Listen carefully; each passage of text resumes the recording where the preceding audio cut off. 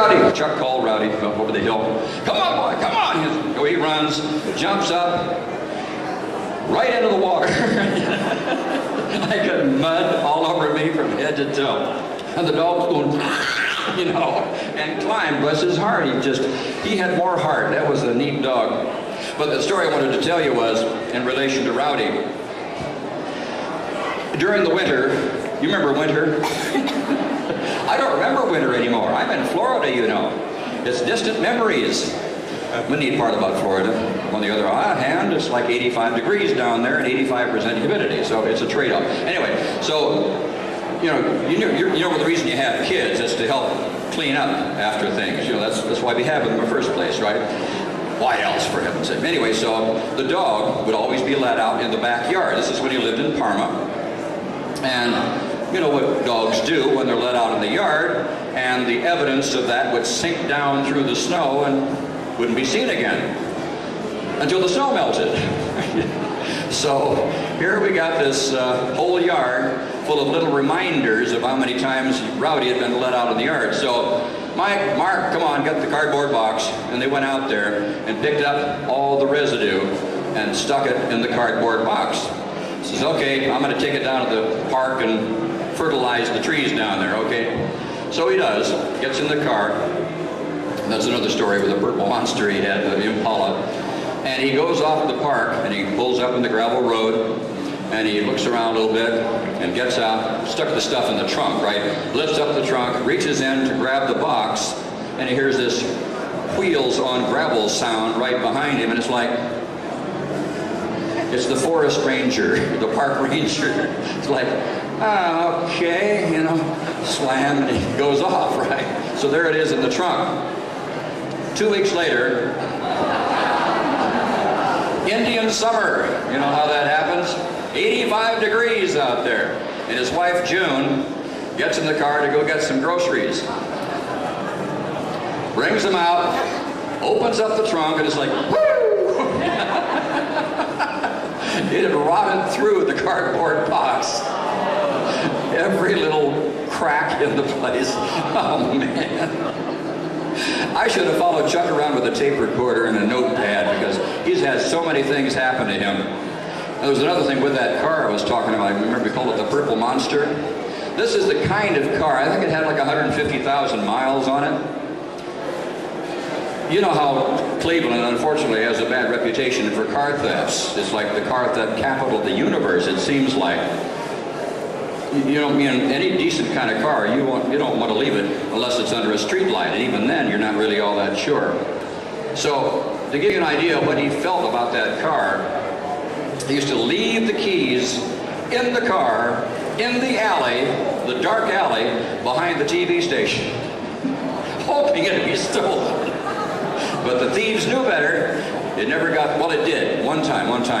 The cops came to the door, you know, rang the bell, and the engineers went up and let him back there while we were taping our show on one Friday night. And the cops came up and says, Mr. Shadowski, oh, hi, yeah, what is it? Says, well, we got your car back. Back? I didn't even know it was stolen.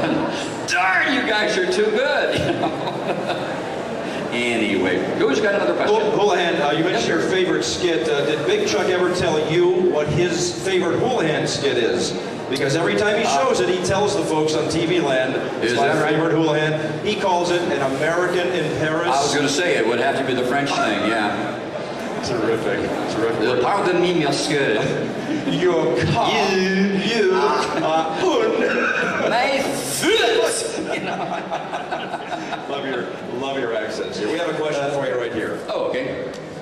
You had a small bit in a Superboy TV series that was sold in Florida as a news announcer. Yeah. How did they find you? How did they find me?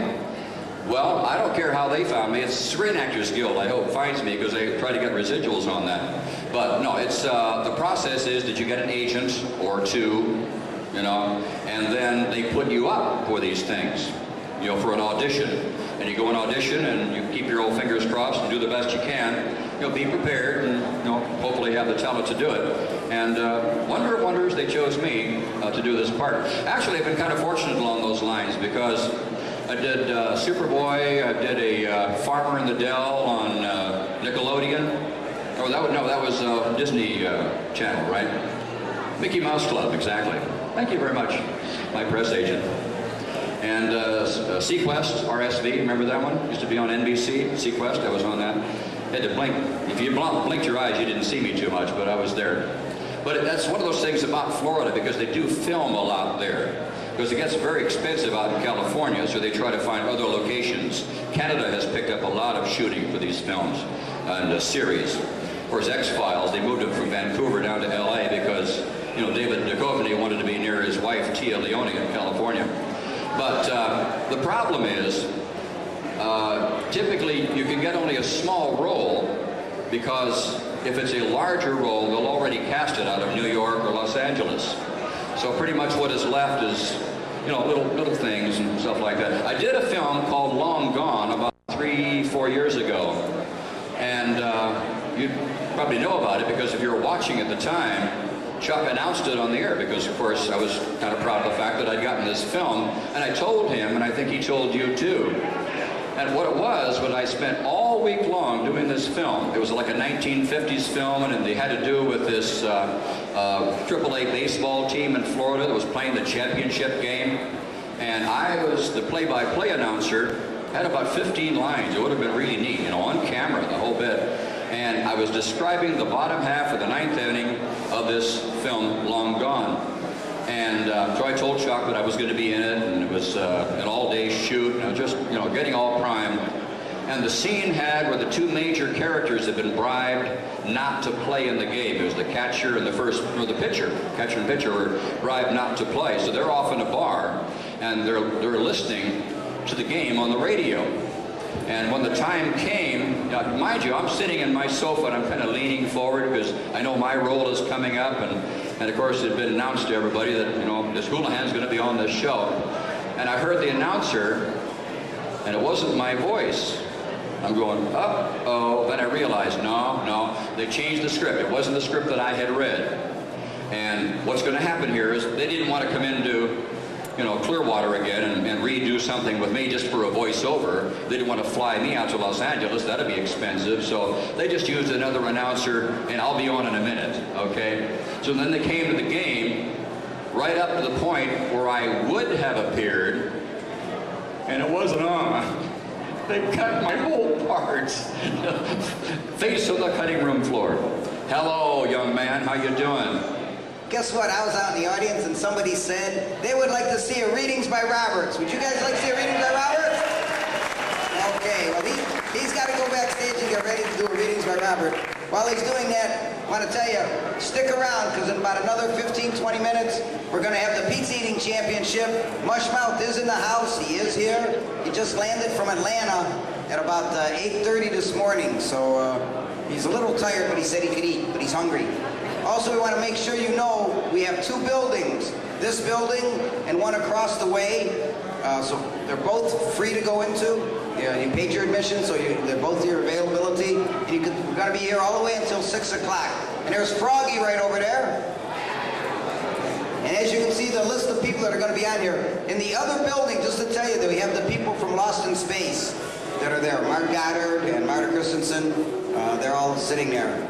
And Jim Szymanski. Any questions for Little John, maybe? Little John, like, you want to know his shoe size, maybe, or something like that, huh? Only if they want to send me a pair. Mustard brown shoes, by the way. Any questions for Little John?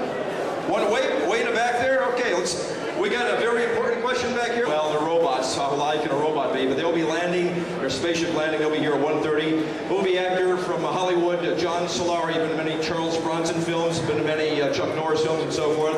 Great stories about making films out there. Big group photo at 2:45. Bring your cameras, videotape machines, everything. All of our celebrities will be on stage at the same time. That's the one time they all get together for a group photo. We'll hear from Houlihan at 3 o'clock again. We also have Mark Goddard and Marta Kristen from Lost in Space. They'll be on stage. We'll bring them out from the other building. The Big Ghoul Show at 4:15. Boy, you don't want to miss this one. It's a big crowd pleaser, the Ghoul Show. And Charel, the great synthesized music, coming up at 5 o'clock. It's a great way to end off. Charel is right on the side of our stage here if you want to talk to him and get some of his CDs too. It's music that's out of this world. Okay, ladies and gentlemen, here it is. Readings by Robert.